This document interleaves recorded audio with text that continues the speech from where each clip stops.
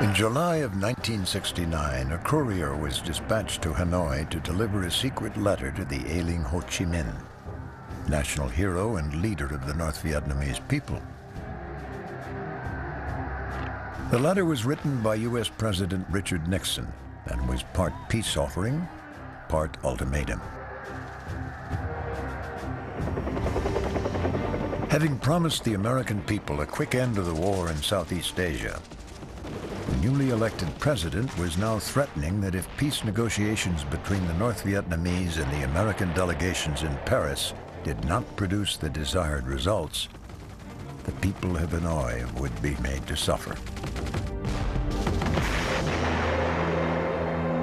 On August 30th, Nixon received a letter back from Ho Chi Minh, stating that while he was deeply touched at the rising toll of death of young Americans, his government would not bend in the face of threats. To Nixon's consternation, the leader of this tiny, underdeveloped country was rebuffing his offer. Considering Ho's history with the United States, it was an ironic twist of fate.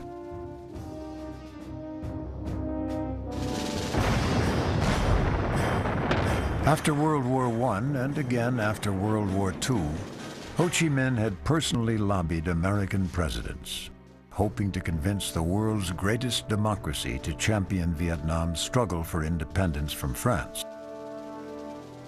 But Woodrow Wilson and Harry Truman both ignored Ho's requests. In many ways, you could look back on the whole relationship between the United States and Ho Chi Minh and see a lot of what you might call lost occasions, opportunities when we could have made deals with him. Then on September 2nd, 1969, at the age of 79, Ho Chi Minh died. The singular impression I have with respect to how Ho's passing influenced the conduct of the war is that it was almost a blood debt that the men of the Politburo felt they owed to Ho Chi Minh to persevere in that war. As Ho's followers prepared to dig in for the long haul, President Nixon began planning a secret and brutal assault on North Vietnam, codenamed Duck Hook. Like other American presidents before him, Nixon mistakenly believed that American firepower could crush his opponents. And the key to understanding why the Vietnam War was unwinnable from the American point of view is you're up against an enemy that's prepared to take unlimited losses. And Ho Chi Minh, when he said, "I will lose 10 men for every one of yours and I'll win in the end," that's something that the United States should have understood. Nor did American policymakers understand that Ho Chi Minh's successors were no less determined than their former leader to use every trick of deception they could muster to outwit and outlast the world's greatest superpower. To counter overwhelming firepower, Ho's forces relied on stealth and secrecy. His agents quietly permeated all levels of society in South Vietnam while preventing any intrusions into the closed culture of the North. In the end, Ho and his followers turned the use of intelligence into the ultimate art of war.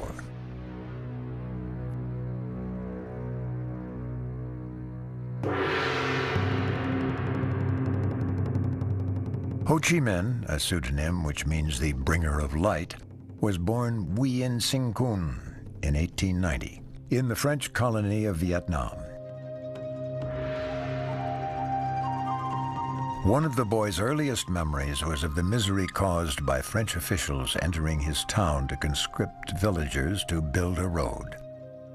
Many of these laborers never returned to their families. Ho's sensitivity to the plight of his people was sharpened in 1908 at the age of 17, when he noticed a crowd of peasants streaming into the imperial capital of Hue. Ho offered his services as interpreter to present the peasants' demands in French to the colonial governor. After the French squelched the rebellion, security agents went to Ho's high school to demand that he be dismissed. The incident put an end to his formal schooling and marked Ho as a troublemaker who needed to be kept under surveillance. It's at that point that he began to live what we might call a clandestine existence and learned the value of operating under a pseudonym. And he was, in fact, under a pseudonym from that point on, almost literally till the end of his life. 2 years later in Saigon, Ho signed on as a stoker and galley boy aboard a French freighter. He spent nearly 3 years at sea and in France before settling in Brooklyn as an itinerant laborer. He was surprised that the immigrants he saw on the streets of New York enjoyed greater dignity and freedom than the Vietnamese in their own homeland. After his return to Europe, Ho began to flirt with revolutionary politics. Near the end of World War I, he moved back to Paris, where 100,000 Vietnamese had arrived to serve as soldiers and laborers for the Allied cause. Writing under the alias Nguyen Ai Wook, he preached self-determination for Vietnam. In 1919, Ho learned that the American President Woodrow Wilson was coming to Versailles for the conference that would formally end World War I. Wilson had espoused a doctrine of liberation for colonial people around the world, leaving Ho with the hope that the U.S. president would support Vietnam in its struggle to break free from French rule. Full of optimism, Ho went to Versailles' Hall of Mirrors to present Wilson with a petition. When that petition was ignored, as it was, not only by the Allied leaders meeting at Versailles, but also by the French government, he concluded that all of the promises of self-determination and human dignity and human rights that emanated from Western civilization, in a sense, was simply hypocrisy. After the rejection of his petition, Ho Chi Minh decided to turn to the Bolshevik Revolution in Russia as a model for obtaining liberation for his people. He became one of the founding members of the French Communist Party and quickly came to the attention of the French secret police. The French have terrific security systems. They have a terrific network of spies everywhere. Not only Frenchmen, they would have Vietnamese spies. There's a word called a dossier, right? Which the French invented that word. The French had these piles of dossiers on everybody. They had information on everybody. They had stuff that went back to when he was a kid. They had kept records of every time he squeaked. In 1923, Ho received an invitation from the Bolsheviks to undergo formal training as an agent so that he could be sent back to his homeland to create an Indo-Chinese Communist Party. By this time, the French police were close on his trail, and as he departed for Russia, he attempted to make a cloak and dagger escape. It's one of these James Bond type stories. He went into a movie theater, changed clothes in the movie theater, came out a side door, got in a taxi cab, fled very quickly to the railroad station, put on another set of clothes, got on the train, and went across Europe and eventually ended up in Moscow. Ho used his time in the Soviet Union to attend an academy for Asian insurgents where he learned Lenin's key dictum: revolution must be launched under favorable conditions. He would wait another 20 years before staging his revolution, and even then, he may have acted prematurely.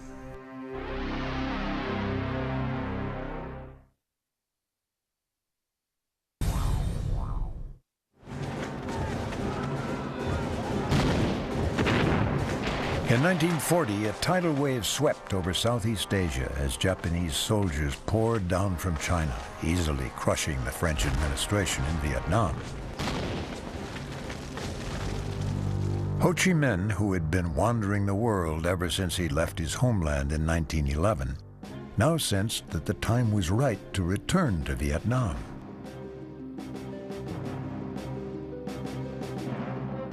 Encouraged by Roosevelt and Churchill's Atlantic Charter, which pledged to restore self-government to colonial people around the world, Ho started to build his revolutionary movement. From South China, Ho snuck across the border into the jungle of northern Vietnam and began to pull together a ragtag guerrilla band he called the Viet Minh, which stood for the Vietnamese Independence League. Not far away, a group of intelligence agents with the U.S. Office of Strategic Services, or OSS, had established their own beachhead in Southeast Asia. Ho soon realized that the close proximity of the OSS might present him with an opportunity. He became convinced that if he could persuade some of these local OSS detachments that he could provide them with good, solid intelligence information on Japanese troop movements, that the United States might recognize his movement as the legitimate representative of Vietnamese nationalism when the war was over. When some of Ho's operatives saw the Japanese shoot down an American single-engine reconnaissance plane, Ho sent his men to rescue the pilot. The Viet Minh brought the injured flyer back to headquarters. Lieutenant Rudolph Shaw was surprised by the greeting he got from their leader. And the way he described it was, this older man with a wispy beard came out of a hut and looked at him and said, "Hello, pilot, where are you from?" It did not take Ho long to realize that if he personally delivered Shaw to the American base in Kunming, South China, he might create an obligation on the Americans' part to do something for him in return.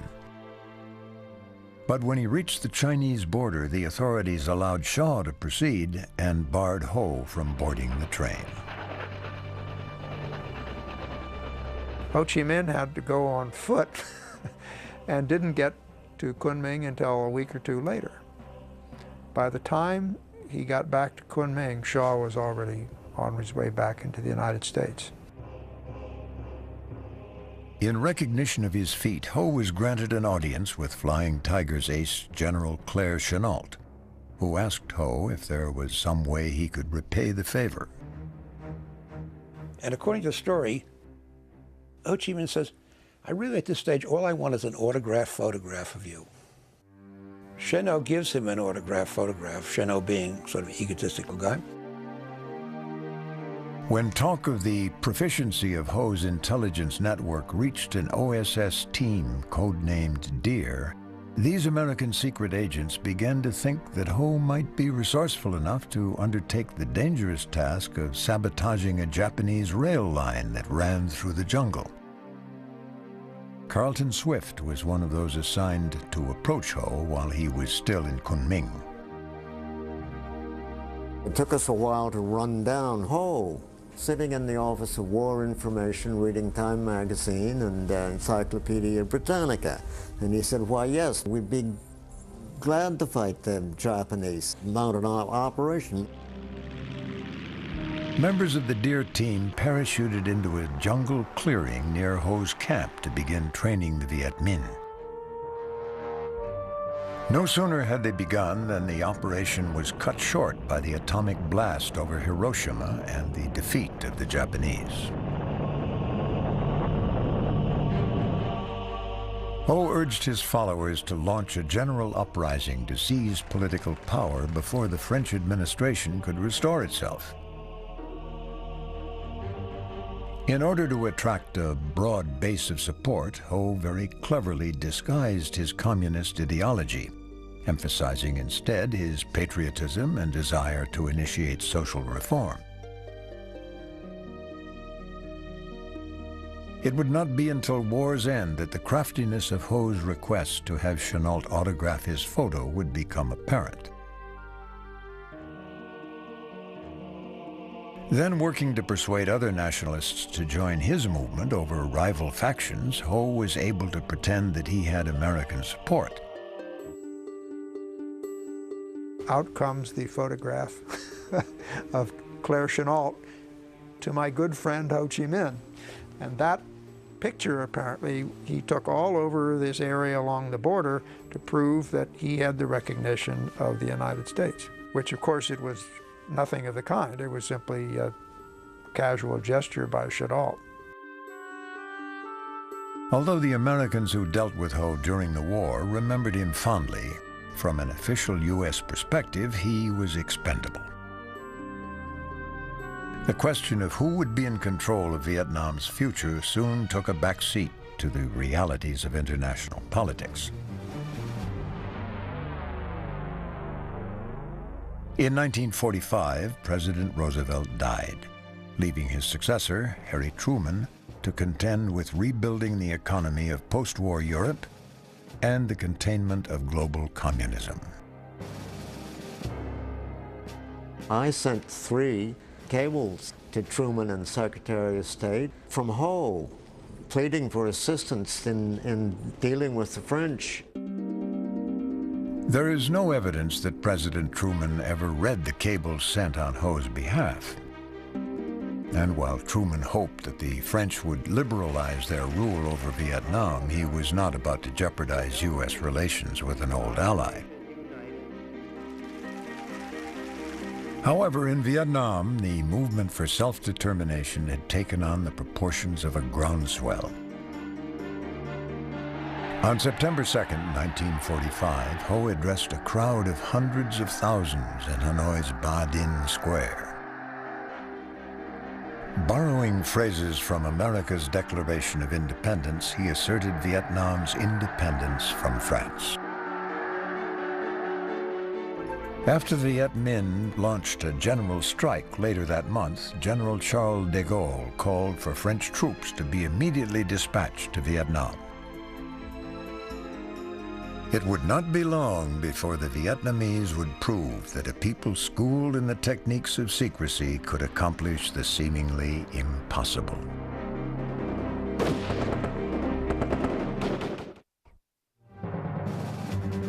As recovery in the post-war world continued, the strife only seemed to intensify in Vietnam in the late 1940s. Ho Chi Minh now found himself in violent conflict with rival political parties equally determined to win independence for Vietnam. In establishing the communist-led Viet Minh as the dominant political group, Ho and his followers undertook a campaign of suppression and assassination. The Viet Minh controlled a network of secret police that operated at a village level, ferreting out the opposition and forcing many to lead shadow lives. Bui Diem, a nationalist who would later become South Vietnam's ambassador to the United States, remembers the period as a reign of terror. It is a kind of hide and seek period for all of us, you see. Sleeping here that one night, sleeping there another night. So it was a very, very difficult life. Tensions also continued to grow between the Vietnamese and the French. When fighting broke out in 1946, Ho put his troops under the command of Vo Nguyen Giap, a former history professor fascinated by the study of the French Revolution.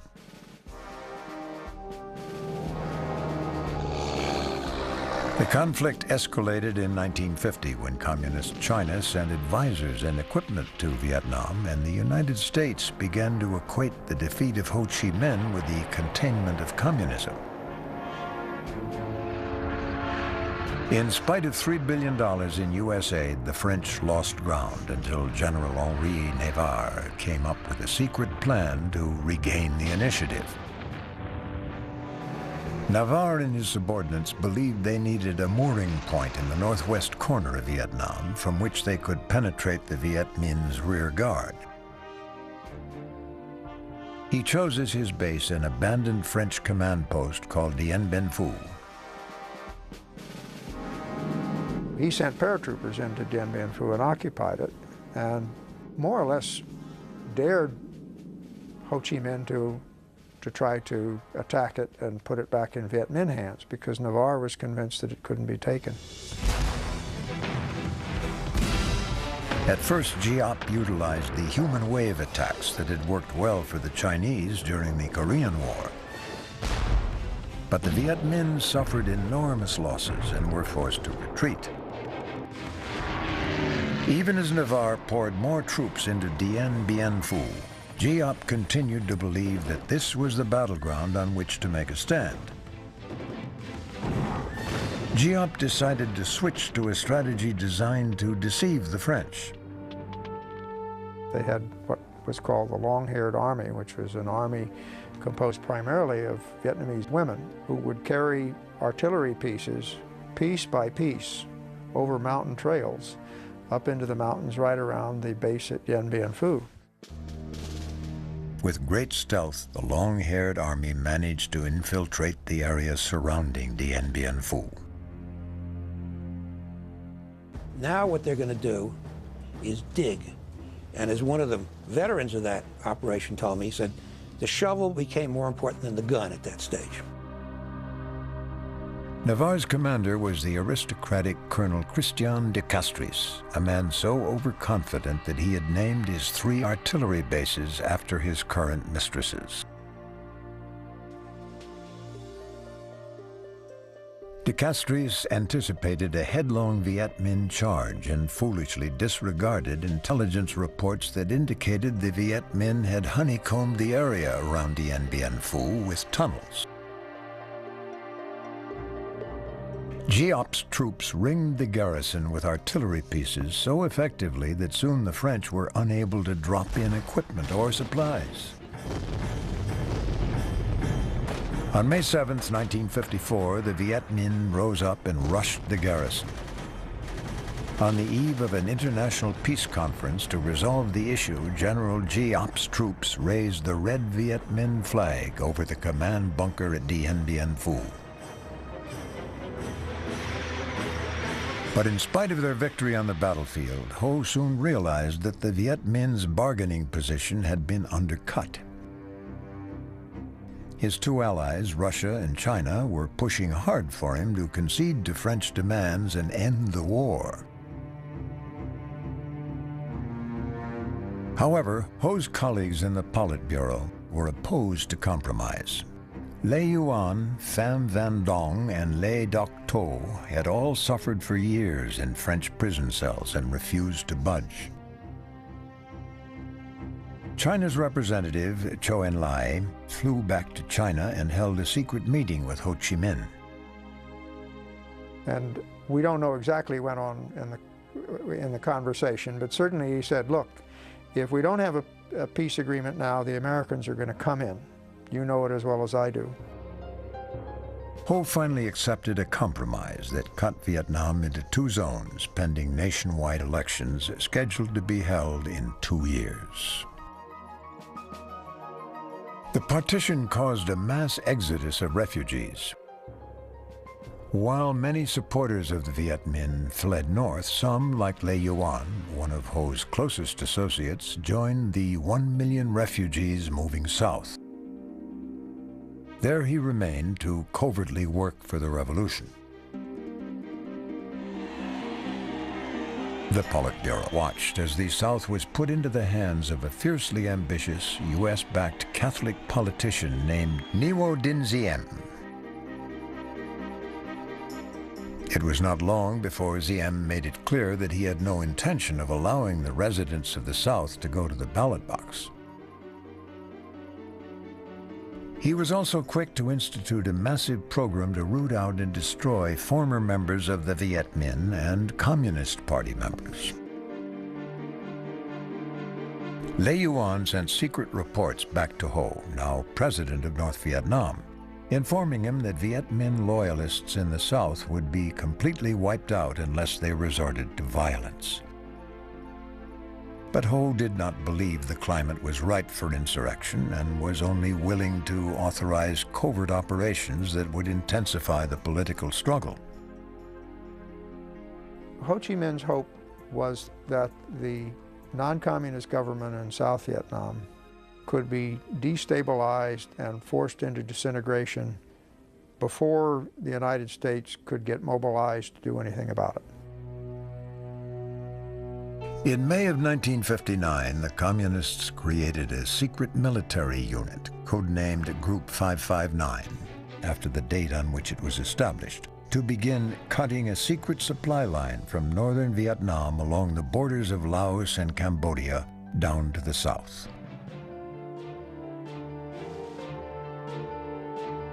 In the years to come, these primitive jungle outposts would become known the world over as the Ho Chi Minh Trail. As the battle for the South continued, both sides would discover that victory depended more on stealth than military might.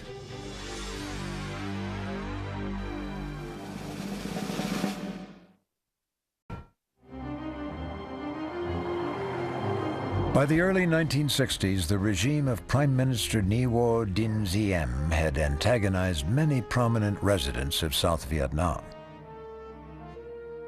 Equally offensive to this generation of Vietnamese yearning to be free of foreign domination was the increased intervention of the United States in the affairs of their country. Among the first of the Southerners to join the revolution was a young man who, as a student in Paris, had been inspired by a chance meeting with Ho Chi Minh. His name was Turong Nhu Tong. There was no such thing as an opposition political party that you could join and express your feelings about the need for change. If you were going to do that kind of thing, it had to be underground. And so he was forced into that kind of covert organization with other people who felt the same as he did, and they began to organize a resistance.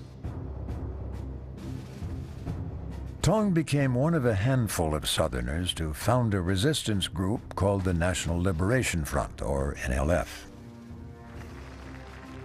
While Tong's motivation to start the front stemmed from a desire to overthrow Diem, other members of the organization had secret ties to the Communist political party and were following a very different agenda. Those who were in the leadership positions were carrying out communist policy. And the communist policy was to develop a front. And a front, by its nature, is inclusive. So it does everything it can to attract people of various political philosophies. And so in order to do that, the communist element in it has to be hidden. And so it was. So even within this covert organization, there was a secret group that was in fact controlling it. Involvement in the NLF, which included a military arm called the Viet Cong, was so dangerous that members hid their allegiance even from their own families. When Tong encountered his closest friend from childhood, a wealthy Catholic named Pham Yop Thao, or Albert, to his friends, Tong was careful not to reveal his true political leanings. Although Albert had spent his youth serving as a Viet Minh operative, he returned to Saigon like the prodigal son, reformed and ready to conform to the values of the Catholic community that flourished under the Diem regime. And so once back into the fold, he was then in the good graces of the government. And he managed really to insert himself into the new government at an increasingly more important level.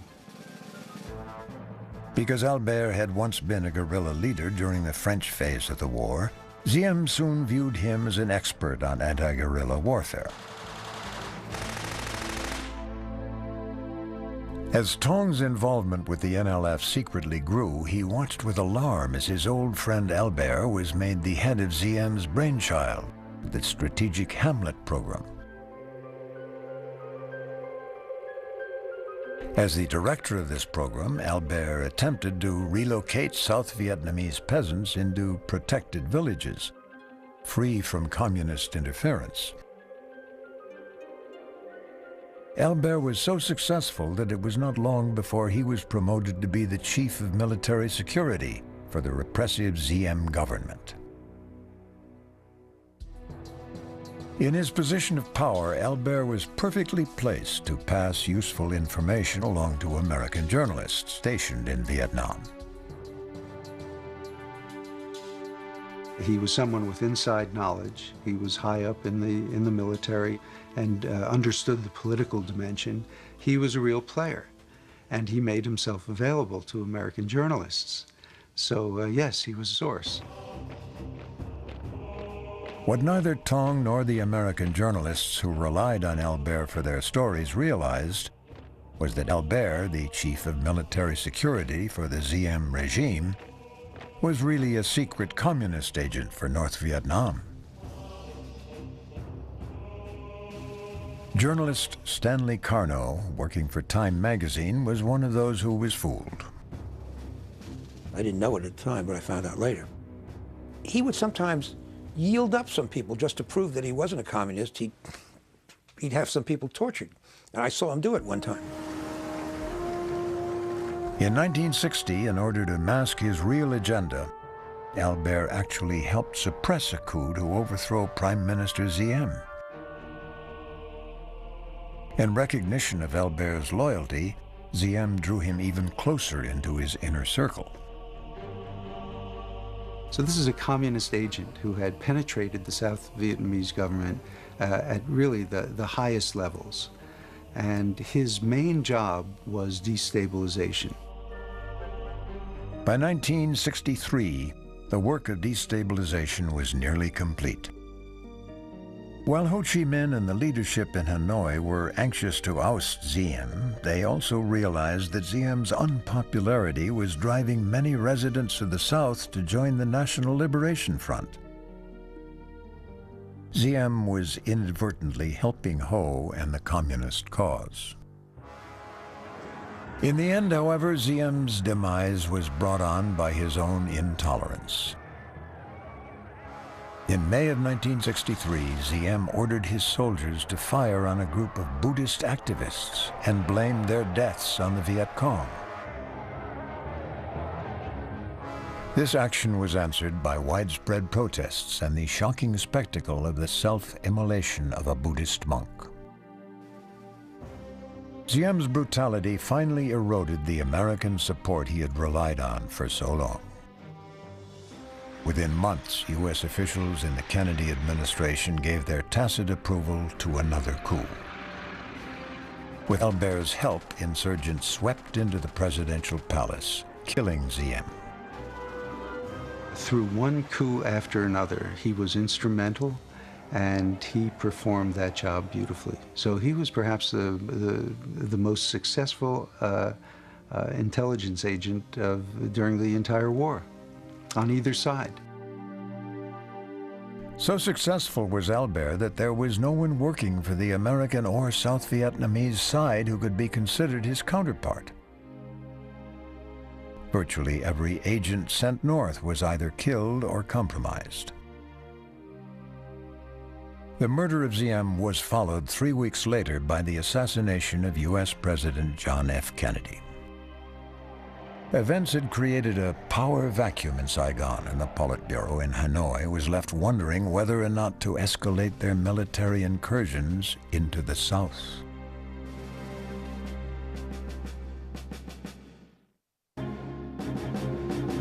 In December of 1963, Ho Chi Minh and the Communist Politburo held a council of war. Unlike some of his more hardline colleagues, Ho weighed in on the side of caution. He was extremely wary of provoking further U.S. intervention.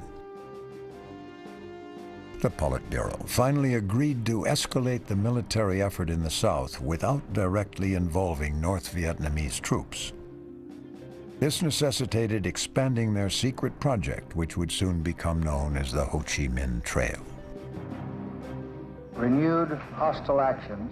By the time that U.S. President Lyndon Johnson escalated the war by sending conventional forces to Vietnam, the North had created not just a network by which they could move troops and supplies to the South, but also a rear guard complete with hospitals, command headquarters, and lines of communication.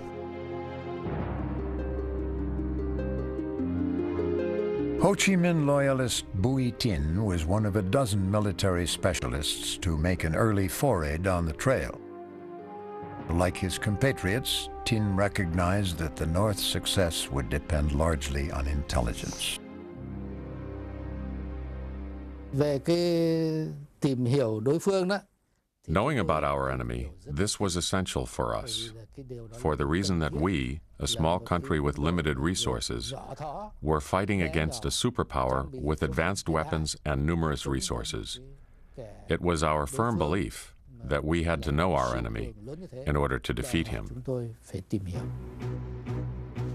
But by the time that U.S. Marines splashed ashore at Da Nang in 1965, Ho Chi Minh's insistence on pursuing a cautious policy toward the Americans had taken its toll. There was a growing consensus within the leadership of the Communist Party in North Vietnam that Ho Chi Minh was naive about the Americans and that he was naive about what had to be done to win victory. Nevertheless, Ho's doctrine of deception remained the modus operandi of Hanoi's leaders.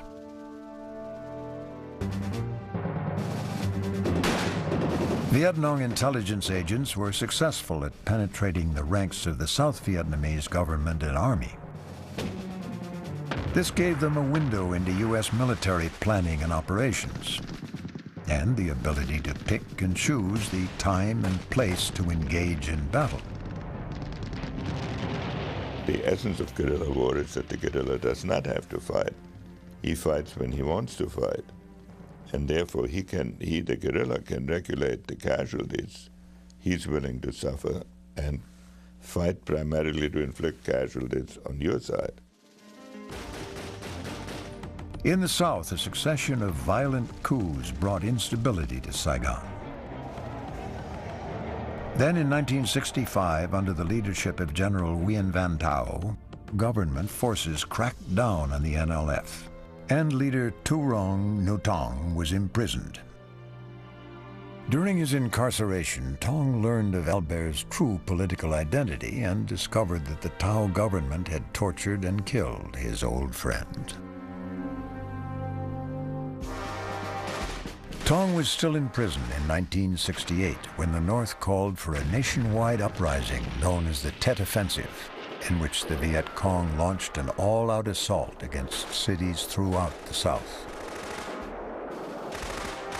After a prison exchange program secured his release, Tong fled with other Viet Cong members to the Iron Triangle, a jungle hideaway along the border of Cambodia. For the next 4 years, he was constantly subjected to B-52 attacks. However, thanks to the use of sophisticated radar located on board Soviet trawlers anchored off the coast of Guam, many of these strikes failed to have the desired effect. The North Vietnamese would seem to always know when the aircraft were inbound. They seemed to know the routes of ingress, the entry penetration routes, the altitudes, and approximately the expected time of the attack. The U.S. suspected that radio operators on board the trawlers were sending encrypted signals via the Russian embassy in Hanoi to the North Vietnamese. But they did not want to fire on the Soviets and risk direct involvement with the communist superpower. By the late 1960s, Ho Chi Minh was ill and no longer making policy decisions. He had ceded authority to Lê Yuan, senior member of the Politburo, Pham Van Dong, who took over as Prime Minister of North Vietnam, and Lê Duc Tho, Henry Kissinger's formidable adversary at the bargaining table. Ho's death from heart failure in 1969 inspired his successors to redouble their efforts. Nothing could possibly diminish their determination to prevail. By 1970, nearly every hamlet in South Vietnam had been penetrated by one or two communist sympathizers. As a newly arrived intelligence officer, Stuart Harrington soon realized just how far Ho's revolution had spread. It really only takes a few people in a hamlet of 450 to control the hamlet. The South Vietnamese government may feel it controls the hamlet in the sense that it has an outpost at the gates to the hamlet with 30 soldiers in it. But the reality is, if those 450 people all know that there are 3 secret Viet Cong in the hamlet, they don't know who they are, but they know they're there, then all of their behavior is conditioned by that knowledge. As an illegal organization outlawed by the Southern government, the Viet Cong were forced to use a clandestine means to communicate the intelligence they were gathering. Often this involved writing extremely detailed reports which would be forwarded by couriers. It was during a walk through a rice paddy that Harrington learned how the mechanics of the Ho Chi Minh Revolution worked at grassroots level. The Vietnamese sergeant who was escorting Harrington spotted a girl carrying a basket of fruit. When the sergeant's initial search did not reveal any incriminating evidence, he reacted in anger. He took his M16 rifle and swatted her real hard across the butt, and her wailing that she was innocent and she didn't do anything. And finally, in frustration, he looked at her and he said, "Let your hair down," because her hair was pinned up. And she let her hair down, and when she did, a thing the size of a cigarette fell out on the ground, and it was a letter from the Viet Cong village chief of that village to his neighboring Viet Cong village chief. Started in 1968, the CIA's Phoenix program, a 4-year effort to root out Viet Cong from southern villages, revealed that the entire South Vietnamese countryside was permeated by the followers of Ho Chi Minh. I would say that the intelligence war, for a significant part of the Vietnam War, the intelligence war in the countryside was won by the Viet Cong. Ho Chi Minh tapped into a collective yearning for liberation from foreign influence and was able to channel it into an effective fighting force. He dedicated his life to the revolution, as did untold numbers of other communist and non-communist Vietnamese. In 1973, members of the Politburo signed a ceasefire agreement with the United States that led to the withdrawal of all foreign troops from Vietnamese soil. 2.5 years later, the North Vietnamese marched into Saigon as the last Americans escaped by helicopter from the embassy rooftop. Ho Chi Minh did not live to see his dream realized, but his followers did, winning the revolution and creating the united and independent Vietnam Ho had envisioned more than 50 years earlier.